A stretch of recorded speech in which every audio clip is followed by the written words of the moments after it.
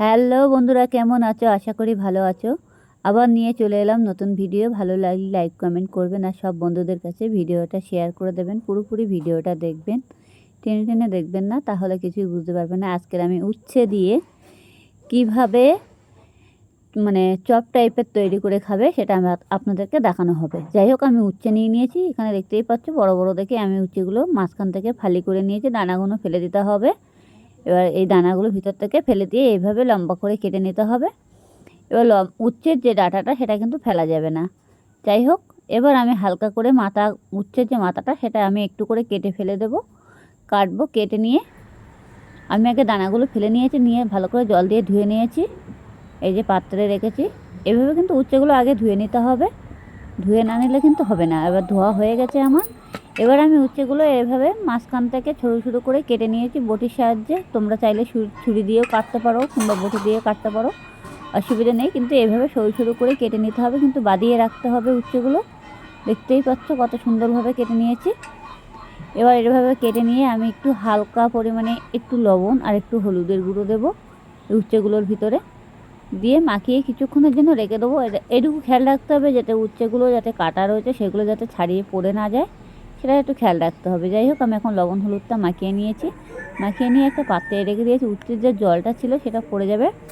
এবার আমি এখানে নিয়ে নিয়েছি সর্ষে, একটা কাঁচা লঙ্কা, 4-5 কোয়া রসুন আছে এখানে নিয়েছি। নিয়ে এর মধ্যে আমি চিংড়ি মাছ নিয়েছি, দেখতেই পাচ্ছ। চিংড়ি মাছটাকে আমি এটার ভিতরে দেবো, মিক্সচারের মধ্যে দিয়ে এটাকে ভালো করে মিক্সচার করে নেব। এই দেখো, আমি মিক্সচারের মধ্যে নিয়ে নিয়েছি। এটাকে ভালো করে মিক্সচার করে নিতে হবে। এবার এই মশলাটা ভালোভাবে করে নিয়ে যেতেই হোক, আমি উচ্ছেগুলোর ভিতরে যেতেই হোক মাখিয়ে দেবো। দেখো, আমার মিক্সচারটা করা হয়ে যাক। আমি সবটা দিয়ে দিয়েছি। অবশ্য আমার মিক্সচারটা অলরেডি করা হয়ে গেছে। এরকম কত সুন্দর কালার হয়ে গেছে।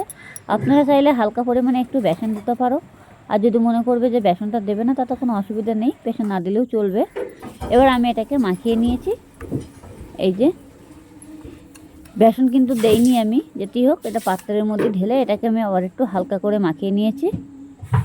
আর লবণ হলুদটা কিন্তু হলুদ দিতে পারো, কিন্তু লবণটা কিন্তু মাছ দিতেই হবে, যেটুকু লাগবে সেইটুকু পরিমাণে দিয়ে দেবে। এবার আমি তেল বসিয়ে দিয়েছি। তেলটাকে ভালো করে গরম করে নিতে হবে। এবার আমি উচ্ছেগুলো সেইগুলোর মধ্যে আমি মাখিয়ে এইভাবে একটা একটা করে ছাড়িয়ে দিতে হবে। অল্প লো আঁচে করতে হবে। লো আঁচে করলে পরে উচ্ছেগুলো ভালোভাবে ভাজা হয়ে যাবে।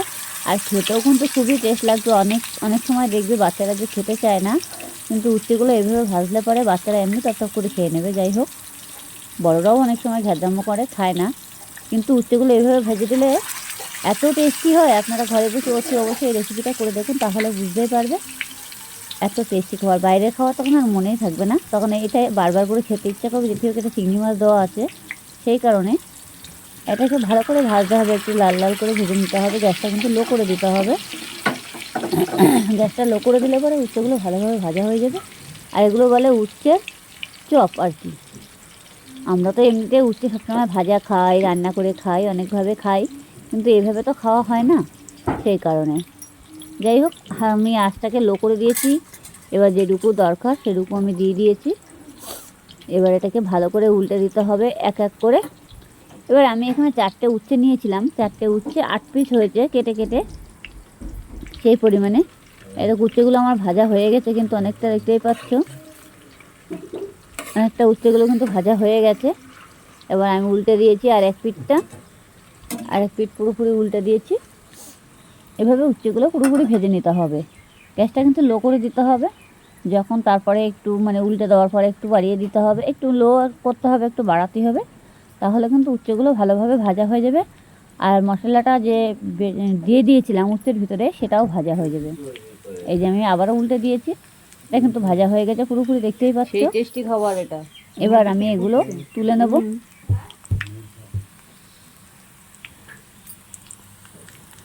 এটা কিন্তু ভাজা হয়ে গেছে। এটা কিন্তু আমি তুলে নেবো একটা পাত্রের মধ্যে। আমি বাকি যে উচ্ছেগুলো ছিল সেগুলো আমি আবারও দেবো। এবার হালকাভাবে ছেঁকে ছেঁকে তুলে নিতে হবে। অবশ্যই এটার মধ্যে তেল থাকবে না, তুলে নিতে হবে। দেখো, উচ্ছেগুলো কিন্তু দ্রুত ভাজা হয়ে গেছে, আর কোনো তিতভাব লাগবে না একদম। উচ্ছেগুলো এভাবে ভেজে খেয়ে দেখবে একবার অতি অবশ্য, তাহলে বুঝতে পারবে রেসিপিটা কত টেস্টি। ঘরে বসে চেষ্টা করলে পেরে যাবে। আবারও বলছি এর মধ্যে কী কী দেওয়া হয়েছে মশলাটা তোমার আমি আবারও রিপিট করছি। যাই হোক, মশলা দিয়েছি সর্ষে, 5 ক রসুন দিয়েছি, কোথায় পিকনিকে? তাহলে পিকনিকটা আর খাবার দেছো তুমি আমার চিংড়ি ছেলেরা? মাছ দিয়েছি, লবণ আর হলুদ দিয়েছি, দিয়ে মশলাটা করে নিয়েছি। আদার্স আর কিছু দেওয়া লাগবে না। দিয়ে মশলাটা বার করে নিয়ে জিনিস হাত কিনে দিয়ে এনে একটু হাতের দিচ্ছে। সাহায্যে একটু মেখে নিতে হবে। নিয়ে অবশ্য তারপর উচ্ছেগুলো ভালো টাকা করে দিচ্ছে না কেটে আমার ছেলে নিয়ে তারপরে যাওয়ার জন্য। এভাবে ভেজে নিতে হবে। যাই হোক, আমি বাকি যে উচ্ছেগুলো ছিল সেটাও আমি আবারও দিয়ে দিয়েছি। বাকি উচ্ছেগুলো দিয়ে সেটাকে আমি ভালো করে ভেজে নেব। এবার লাল লাল করে এভাবে ভেজে নিতে হবে। আপনারা চাইলে গরম ভাত দিয়ে খেতে এত টেস্টি হবে, এই উচ্ছে ভাজা দিয়ে এমনি অলরেডি ভাত মিস্ত্রি খাওয়া না, হয়ে যাবে। শ্বশুর মিস্ত্রি না, কাজ না পায় না। খেলে বুঝতেই পারবে না। আপনারা অতি অবশ্যই ঘরে বসে এই রেসিপিটা করার চেষ্টা করুন, তাহলে বুঝতে পারবে। যাই হোক, আমার উচ্ছেগুলো কিন্তু অনেকটা ভাজা হয়ে গেছে। বাকি উচ্ছেগুলো আমি এবার উল্টে দেবো। আর দেখতে পাচ্ছ যে তেলটা যে গেজা গেজা টাইপের হয়ে গেছে, যেমন চিংড়ি মাছটা যেমন গেজা গেজা টাইপের হয়ে যাবে না, সেই কারণে চিংড়ি মাছ দেওয়া আছে বলে সেই কারণে এটা গেজা গেজা টাইপের হয়ে গেছে। শিবুকে দিবি বলতে ব্যাং খাবে। এতে কোনো অসুবিধা নেই। ব্যাং খাবে না, খাবে। এটা মানে জালটা যখন জোরে হয়ে যাবে তখন আবার এমনি মানে গেজা ভাবটা চলে যাবে।